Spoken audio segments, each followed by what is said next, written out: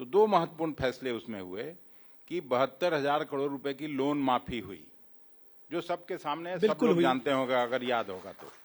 और पहली बार मैंने ही घोषणा किया था कि जिस समय स्वर्गीय वाजपेयी जी के प्रधानमंत्रित्व काल में धान का कीमत जो 550 रुपया प्रति क्विंटल हुआ करता था वो सीधे 1100 रुपया प्रति क्विंटल हो गया। गेहूं का कीमत जो 620 रुपया प्रति क्विंटल हुआ करता था वो 1240 रुपया प्रति क्विंटल हो गया। और इसी तरह से तिलहन, दलहन, शुगर केन सबके प्राइसेस बढ़े।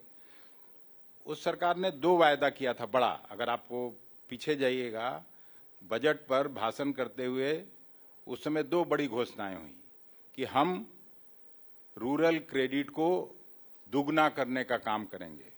और जब सरकार अंतिम बजट पेश कर रही थी तो रूरल क्रेडिट तिगुना हुआ।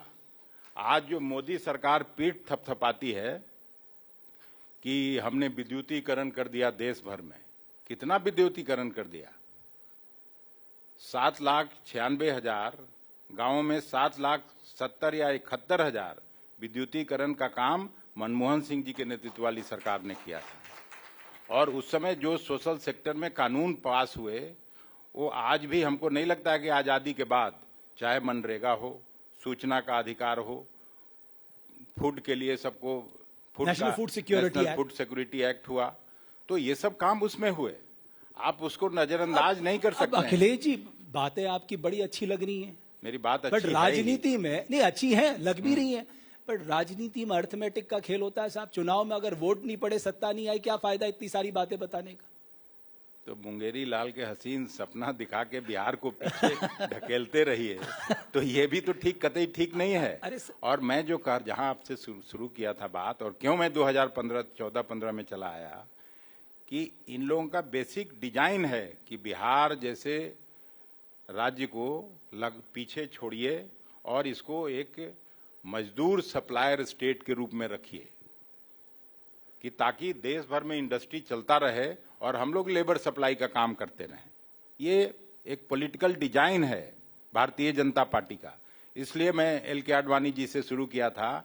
और यहां जो बात मैं कहने जा रहा था कि 2014 में जब प्रधानमंत्री बने मोदी जी, तो उस समय बिहार के लिए फिर एक पैकेज का घोषणा हुआ।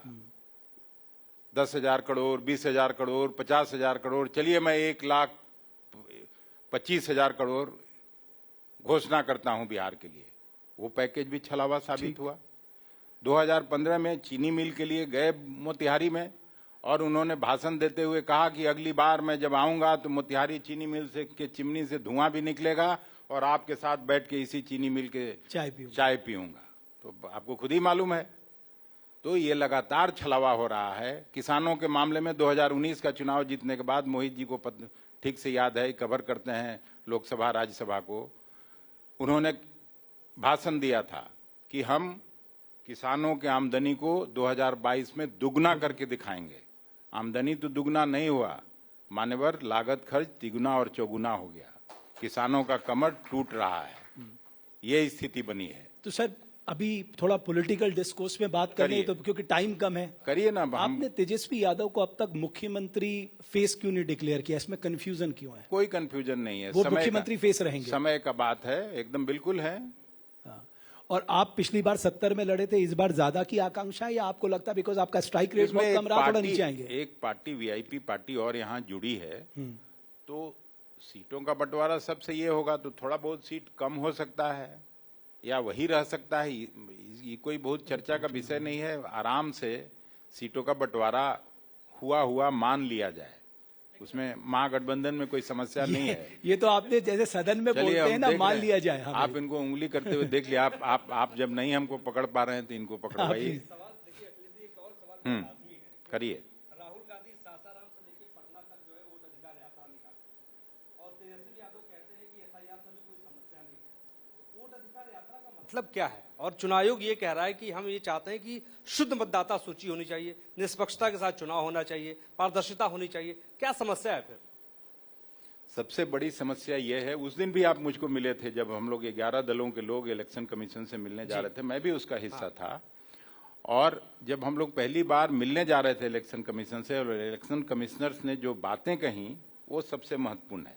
उस समय ये प्रक्रिया शुरू नहीं हुई थी और इलेक्शन कमिश्नर्स ने हम लोगों को कह दिया कि 20% वोट तो कटेंगे। तो जब कोई प्रक्रिया शुरू नहीं हुई और एसआईआर प्रॉब्लम नहीं रहता, तो भारतीय जनता पार्टी के मित्र दलों की चिंता क्यों बढ़ी हुई है? अगर जनता दल यू और भारतीय जनता पार्टी को आप छोड़ दीजिए तो चंद्रबाबू नायडू का पार्टी भी उनके साथ मंत्रिमंडल में शामिल है, उनकी चिंता से आप वाकिफ हैं। यहाँ उपेंद्र कुशवाहा जी की पार्टी शामिल है, उनकी चिंता से आप वाकिफ हैं। तो कुछ न कुछ तो गड़बड़ है। और दूसरी बात ये मैं कहना चाहता हूं कि 65 लाख लोगों के वोट काट दिए गए, उसमें कुछ लोगों की मृत्यु हुई होगी। 22 लाख लोग मृत्यु है उसमें। अच्छा ठीक है, आप ही पे आ जाता हूं मैं। जी। ये भी आपने दिल्ली में देखा होगा कि इलेक्शन कमीशन के अनुसार जो मृत लोग हैं उसमें से कुछ लोगों ने राहुल गांधी जी के घर पे जाके चाय भी पिया, या टीवी पे हम लोग भी देखे हैं। मैंने चाय पीने वालों में मैंने, लेकिन बट आप इसे मुद्दा बना पाए? सवाल इस बात करिए, सवाल ये इशू है, ये मुद्दा बनना ही चाहिए। बनना देश चाहिए, के अब बना आजादी पाए। के बाद, देश के आजादी के बाद जो सबसे बड़ा अधिकार मिला लोगों को, आम जनता को, वो एक व्यक्ति एक वोट का अधिकार। और वोट के अधिकार से जब किसी को वंचित किया जाता है तो एक रिस्पॉन्सिबल राजनीतिक पार्टी होने के नाते हम लोग चुप बैठ के इस तमाशा नहीं देख सकते।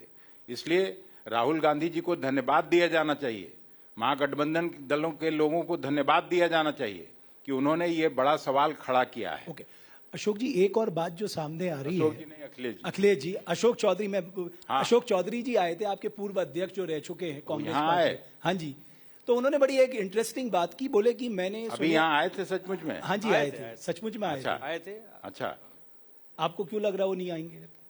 नहीं नहीं, अभी बड़ा सवाल, ऐसे तो राजनीति में कुछ कुछ होते रहता है, लेकिन प्रशांत किशोर ने एक बड़ा सवाल खड़ा किया है। 200 करोड़ के भ्रष्टाचार के मामले को प्रशांत किशोर ने उजागर किया है। तो या तो अशोक चौधरी जी को आके उस पर सफाई देनी चाहिए, 2-3 दिन से वो छिपे हुए थे, उसमें कोई बात नहीं सरकार की तरफ से कही गई, या सीधा नीतीश जी को उनसे इस्तीफा लेना चाहिए अगर सफाई में कुछ कहने को नहीं है। इसलिए मैं 2 बार पूछ दिया आपसे कि अशोक खुद भी आए थे। एक बात कह के गए कि उन्होंने कहा कांग्रेस का तब तक कल्याण नहीं हो सकता बिहार में जब तक कांग्रेस अपने को आरजेडी से अलग करके अपना संगठन पूरे राज्य में तैयार नहीं करेगी। उसी आरजेडी ने पहले उनको एमएलसी बनाया था।